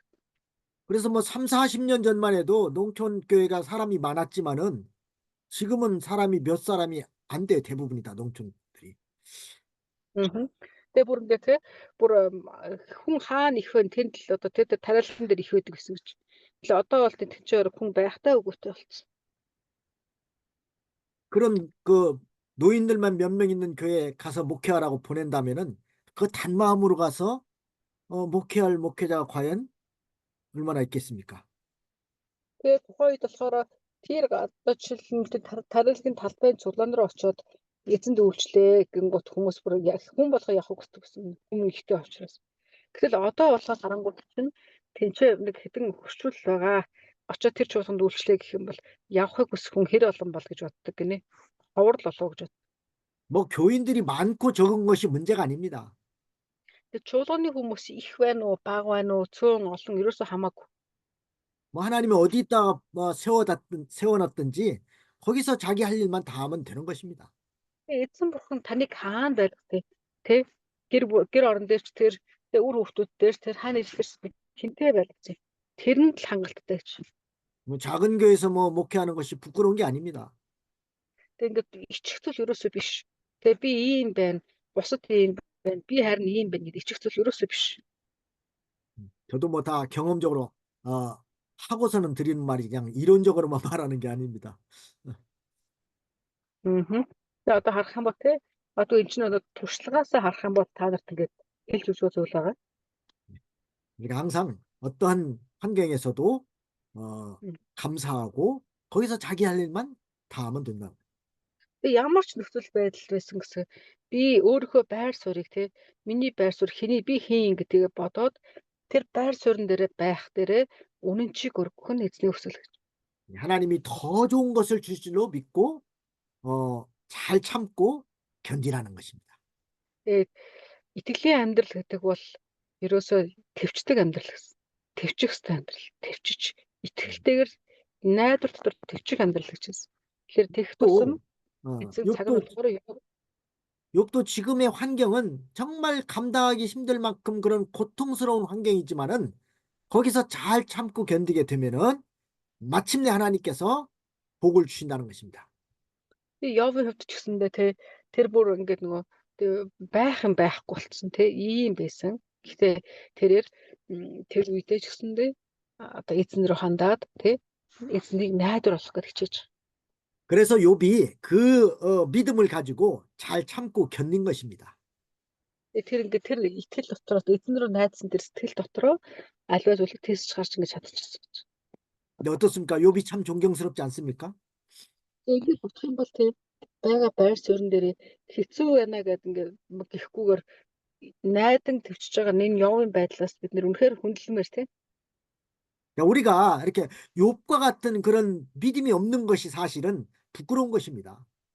Бид нэр эсэргээрээ тэгвэл Йов шиг ингээд тэсхийн аргагүй ийм байдал дотор ч гэсэндээ төвчээд байж байгаа Йовыг харахтлаар заримдаа бид нэр өө энэ худлаа мэн тэсэхгүй мэн боли бүтэхгүй гэдэг ингээд гараад идэг өөрсдөө харахаар заримдаа ичмээр санагддаг. 이게 자기 자신 한번 돌이켜 보면서 내가 과연 어떤 환경에 있든지 감사하면서 있었는지 아니면 그렇지 못했다면은 정말 회개해야 됩니다. Бид нэр одоо тэгэхээр өөрийгөө ингээд эргүүлээд нэг харах хэрэгтэй. Би ямар байдал дотроос юуг твсэхгүй тэрчихгүй хэцүү муухай болохгүй гэдэг ингэж жилаа тий. Тэр байдал хэрэг надад байсан гэвэл тий би эзний өмнө очиод нэг гэмших хэрэгтэй. 네, 그다음에 7절 말씀 보겠습니다. Тэгээд 7-р эшлэлээр цаашаа явъя. 내 눈은 근심으로 하여 어두워지고 나의 온 지체는 그림자 같구나. За 7-р эшлэлээр уй гашуугаас болж нүд минь ч улам бүүдийж бүх мөч минь сүг сүүдэр шиг болвоо гэсэн. 이렇게 욥이 여러 가지 고난으로 인해서 고통과 근심이 너무 심하니까 눈이 다 어두워지고 또 그 몸이 그림자같이 허약하게 되었다는 것입니다. Тэгээ Йовын хувьд бол нэрээ зүгээр нэг хэцүүгээ дөнгөрөх юм нөхцөл байдал ерөөсөө биш гэдэг эндээс бас харж болохоор юм тий. Тэр ингээ бүр нүд нь яасан гэсэн бэ бүр нүд нь тий бүүдийсгэж улам бүүдээсэн. За тэгээ түүний бүх мөч нь бүр сүүдэр шиг болсон гэсэн сүг сүүдэр шиг. 그 지체가 그 몸이 그림자와 같다고 그랬잖아요. Тэгээ түүний биеийн бүр сүүдэр шиг болсон гэсэн тий. 이 그림자라는 것은 원래 실체가 아닙니다. Тэгээ ер нь бол хэдүүлээ бодох юм бол сүүдэр гэдэг зүйл чинь бодит юм биш шүү дээ тийм ээ. 이게 욥의 그 몸이 병으로 인해서 너무 쇠약해졌기 때문에 마치 존재가 없는 것 같이 됐다는 것입니다. Ингээ харах юм бол юу гэсэн үг гэхээр Йовын одоо толгойн орооноос хавлаад хөлийн уул хүртэл нь юу гэлээ нөгөө эрүүл газар байхгүй гэсэн тий. Тэг бүр ингээ өвчлөлтэй, шаналлалтай тийм болоод хүн харахад бүр ингээд одоо нүд талтран бүдэг шиг тийм болцсон байсан гэсэн. 그다음 8절 말씀 보면은 정직자는 이를 인하여 놀라고 무죄자는 사곡한 자를 인하여 분을 내나니 그렇습니다.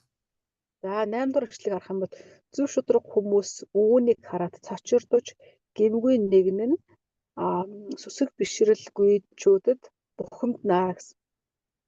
자, 이 말은 그 욥이 이 환난 중에 있는 그 상태를 보고 이 정직한 그 의인들이 아주 놀란다는 것입니다. Тэгэнгүүт энэ тагтэр яг Йовын тэр байдлыг харахтаа бүр ингээд одоо тэр харахтаа баг амьд өвтөл шиг болцсон байгаа шүү дээ. Тэр хүмүүс тийм байдлыг харахтаа зөвхт хүмүүс цочирдно гэж хэлсэн. 그래서 더욱더 근신하는 마음으로 기도해 준다는 것입니다. Тэгээ яах вэ? Тэгээд зогсохгүй тэд нэр ингээд бүр сэтгэл нь урагдсан сэтгэлээр ингээд залбирх болно гэсэн. 그런데 무죄자는 사곡한 자를 인하여 분을 낸다고 그랬습니다.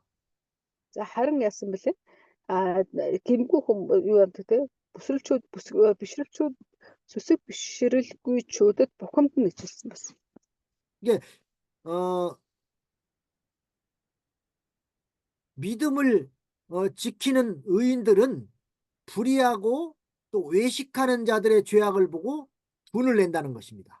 Тэгэхээр тэд нар яаж хэлэхээр зөвхт хүмүүс нэр ийм ч байх гэж гэтэл зөвхт бус хүмүүсийг хараач эднэр арайч ингэж амьдраад ахтай яах вэ гэдэг ингэж бухимдна гэсэн.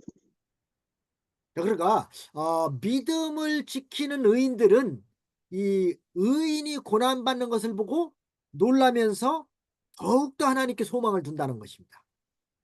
За тэгээд энд бас юу судалтай л нөгөө талаар харах юм бол итгэлээ сахихын тулд хүн хичнээн одоо хичээж байгааг те явгаас харахтаа цочирдно буюу одоо тэднэрт ингээд нэг юу гэсэн үг одоо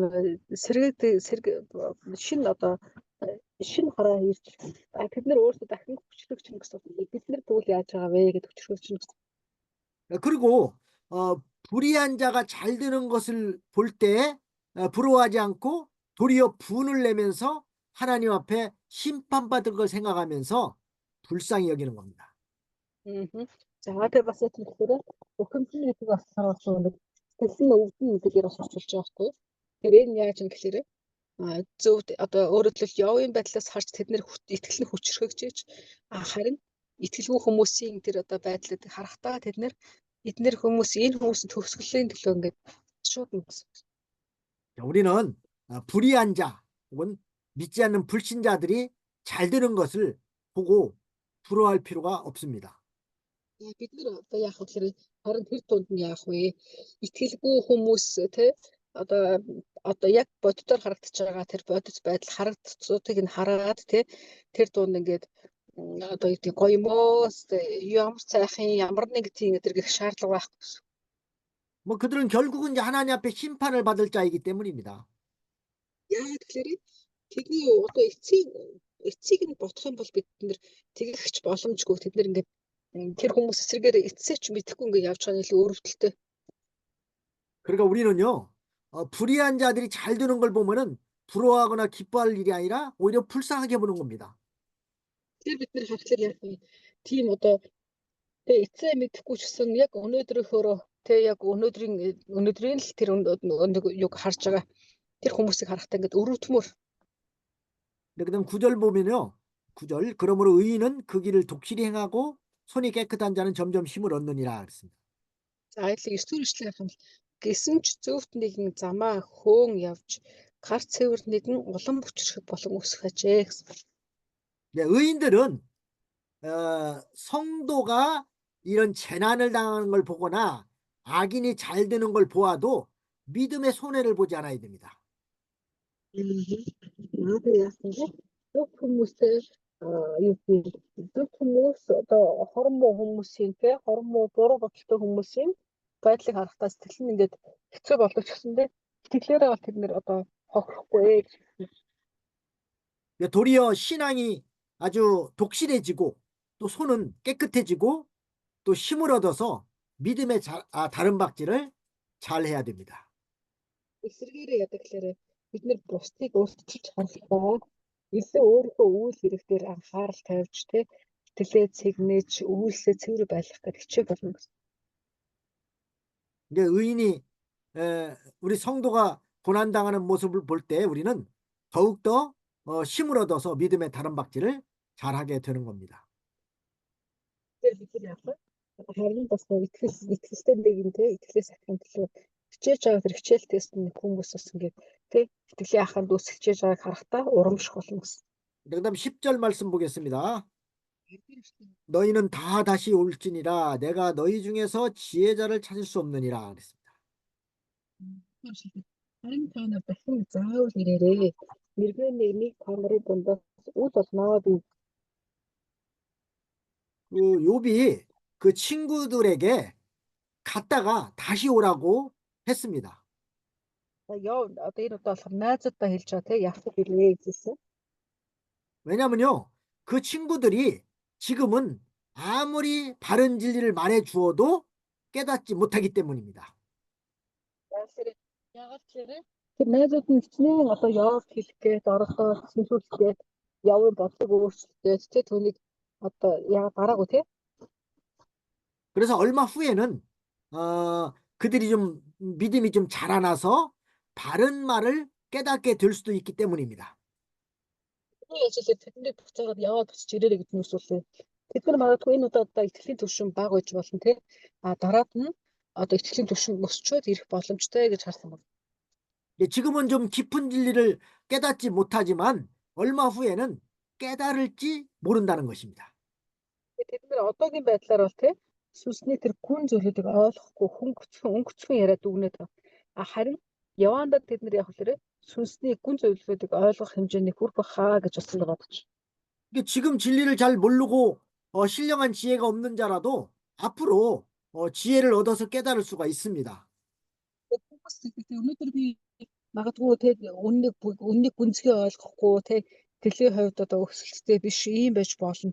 Гэхдээ тэр хүн тий бас үннийг ойлгож итгэл дотор өсөх ийм өдөр бас байна. 지금 진리를 잘 깨닫지 못하는 사람이랄지라도 앞으로 이렇게 진리를 잘 깨달을 수가 있기 때문에 그래서 소망을 가지고 나가라는 것입니다. За одоогоор харах юм бол тий одоо бидний ах トゥ ус дунд ч гэсэн тий үннийг сайн ойлгохгүй тий одоо ийм хүн ах トゥ усаас байдаг. Гэхдээ бид нэр тэднээс бас найдварыг бас тавих хэрэгтэй.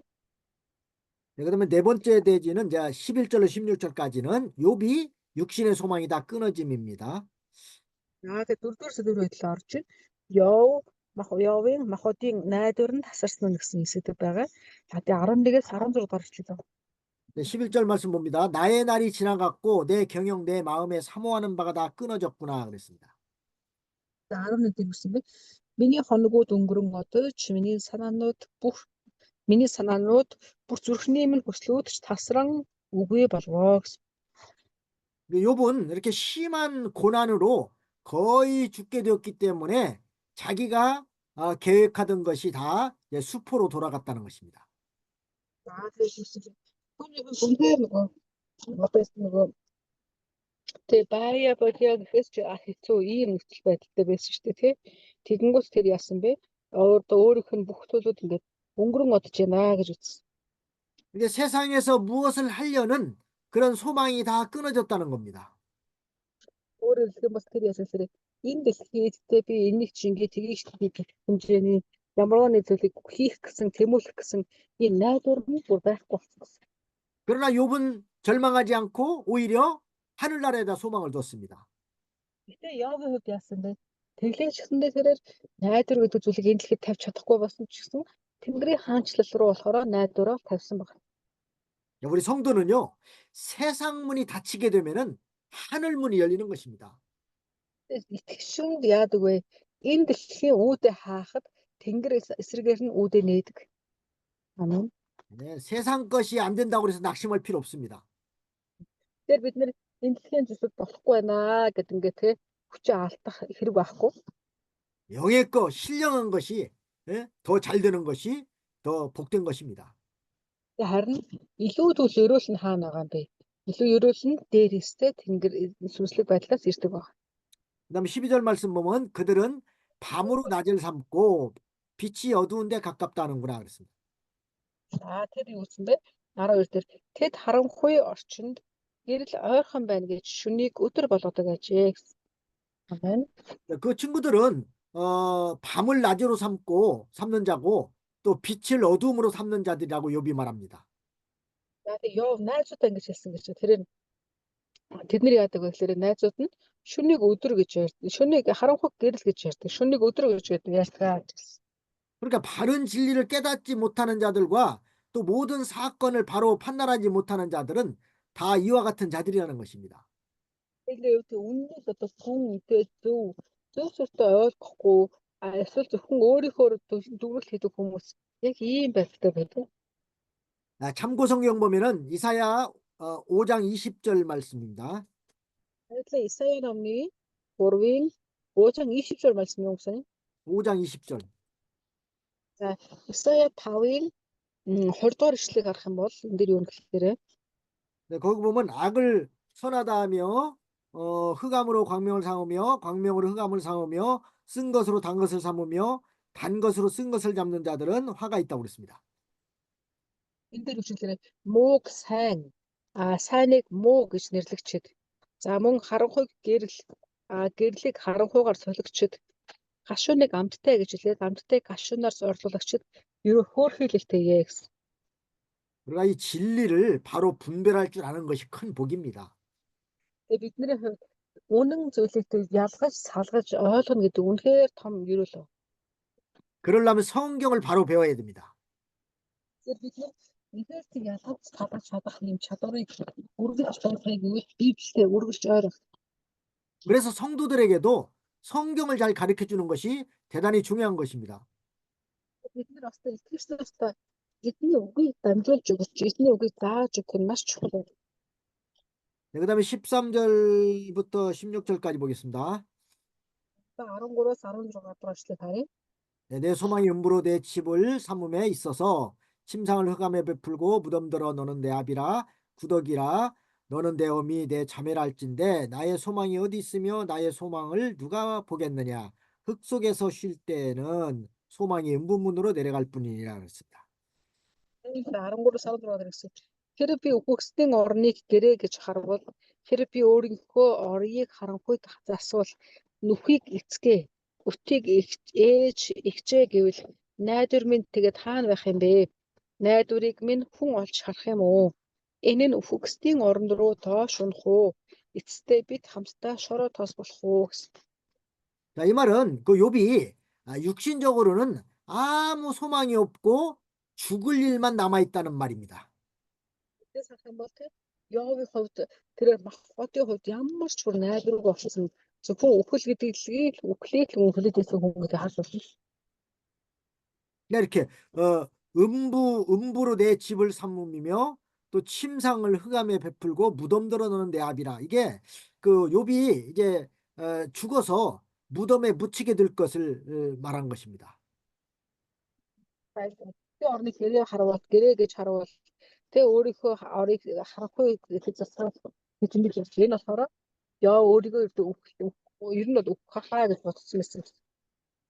또 구더기더러 내 어미 너는 내 어미 내 자매라 할지라. 이 말도 사람이 죽어서 묻히면은 무덤에 묻히면 육신이 썩어서 구더기가 생길 것을 시적으로 표현한 것입니다. За тэгээ үслээс үхийг эцгээ гэж нэрлэв. Өтгийг ээж ихч гэж нэрлэе гэдэг тийм. Тэр үслээрээ угаасаа энэ бие өнгөрөөд тэ амьсгал нь эзэн рүүгээ очих үед энэ махбод явах вэ? Ялцралд орно гэдэг хэлсэн. 근데 욥이 지금 거의 죽게 되었기 때문에 조금 있으면은 이제 죽어서 무덤에 내려갈 것이고 육체는 다 썩어서 구더기와 함께 있을 것이라고 생각했습니다. За тэгээ тэр яасан тэр одоо угаасаа хүссэн үсээг надад ийм үед ирэх гэж байна гэж хэлж өгсөн буюу өссөн үсээгөө одоо миний өдрөөр дуусаж өөхөх гэж байна гэж ингэ бодсон гэсэн.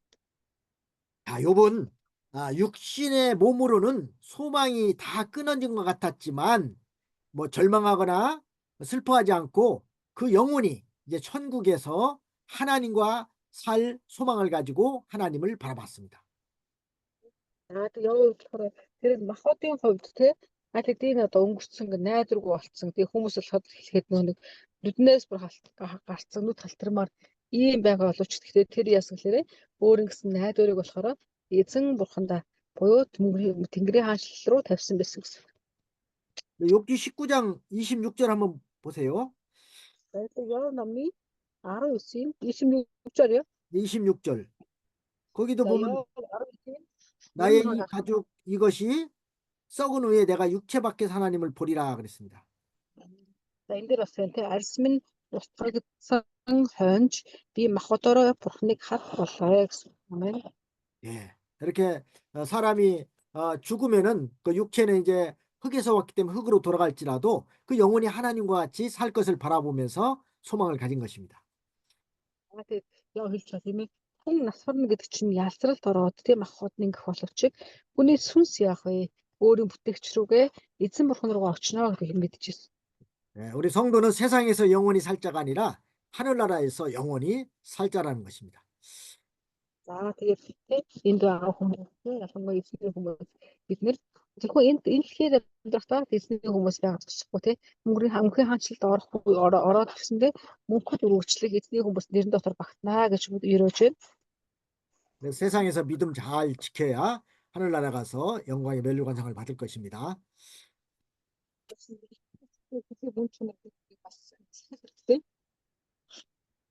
네, 오늘 여기까지 하고 기도하겠습니다. 네,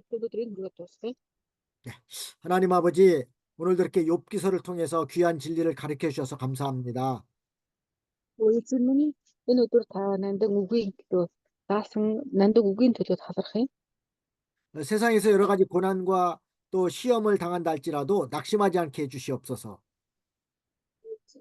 Бид нар энэ дэлхийд амьдрахдаа янз бүрийн сорилт, тэ уруу татдаг, эсвэл урам хугаралтад тулгарсан ч гэсэн бүх зүйл дээр нурмайхгүй харин хүчтэй зоригтой байхадаа туслаач. 네, 하나님이 나를 단련시켜서 더 좋은 것으로 주신다는 소망을 가지게 해주시옵소서.